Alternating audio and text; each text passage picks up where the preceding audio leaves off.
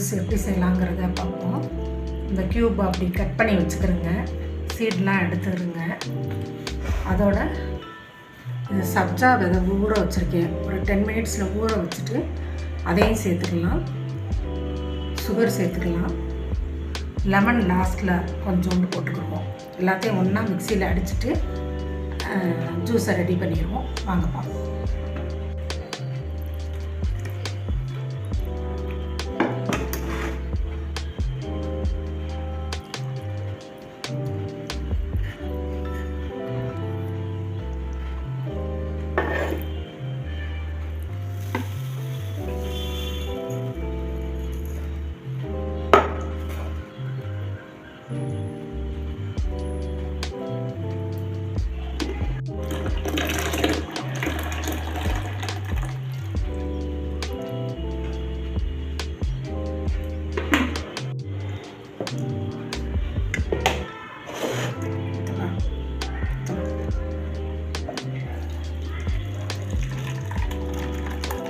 Filter பண்ணிக்கிறேங்க. சீட்ஸ்லாம் வெளியில் வந்துடும்.